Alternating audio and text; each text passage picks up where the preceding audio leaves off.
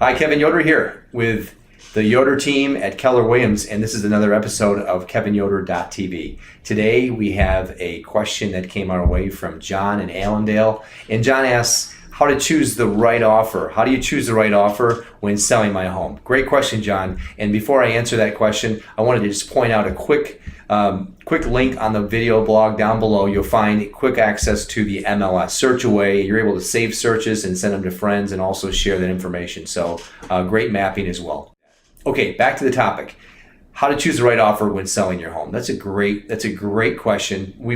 This is probably the most important question we've had come our way because we deal with it daily, and it's one that hopefully I can shed a little light on this topic because it's something that we deal with so often. So number one is start with a price, but don't end there. So the offer, what I mean by that is the offer that has the highest price, it's certainly going to get your attention, and especially if it's above your list price or right at it. But it doesn't mean you should automatically just hand over the keys to the highest bidder. There's other things to consider, and I'll share those with you right now. Number one is compare contingencies. So when a buyer makes an offer, they often include a few conditions that, if not met, allow them to cancel the deal. So these contingencies, they're like getting approved for a mortgage, having the home pass inspections, and making sure that the home appraises for a certain amount. All of those things are negotiable. And some buyers that are really aggressive with their offers, they will strip them out or remove one or two of those contingencies, which makes that offer a lot more appealing to the seller. So keep an eye on those. Number two, consider buyer funding. So if a buyer is going to pay cash, you don't have to wait for a lender to approve the home loan, but most of the time the buyer will need a mortgage. And if that's the case, consider whether the buyer is pre-approved for a home loan. So, we want to make sure that we're not only reviewing the pre-approval letter, just looking at it closely, going through it with a fine-tooth comb, acknowledging who the lender is. Is this someone that we've worked with before? What's their track record for getting a loan from contract all the way to the closing table? We know this stuff for doing it so long.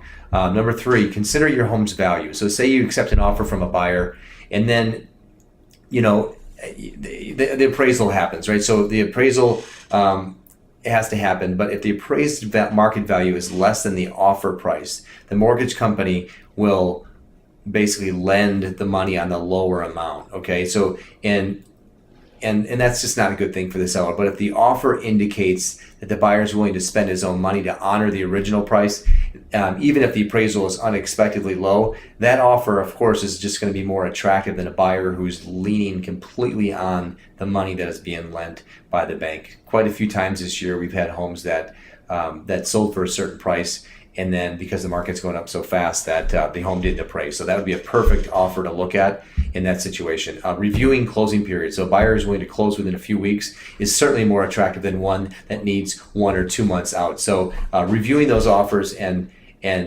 mostly for most sellers, closing sooner is better, but sometimes it's not. So just review the offer. It depends on your situation, right? And then lastly, review buyers' extras. So some buyers may be willing to pay some of your closing costs. Not often, but sometimes, as a way to stand out against other offers. Another may offer an escalation clause, which is basically offering to outbid another bidder by a certain amount. So if you're considering several offers that have similar price contingency terms, these kind of sweeteners can help tip the balance. The biggest thing is just to keep all of these components in mind. Every day we go through offers, we're checking off all of these components, and we present the information to our seller after having already reviewed each and every one of these. So if you're thinking of selling your home and you want to talk about the best strategies for getting top dollar for your home, give us a call. We're here to help. The best way to reach us here at the Yoder team is 942-2449. 942-2449. And thanks again, John, for the great question. And if you have a question that is just burning to get an answer for, let us know that. You can respond right below, type in the question. That's what we do. We field questions from sellers and buyers in West Michigan, and then we provide answers that we feel are going to be the most appropriate and give you the most value. So just go ahead and respond. You can even respond to this email, and I'll get that, and we'll add it to the next video blog. Again, this is Kevin Yoder with the Yoder team, and thanks for tuning in to KevinYoder.tv. Make it a great day.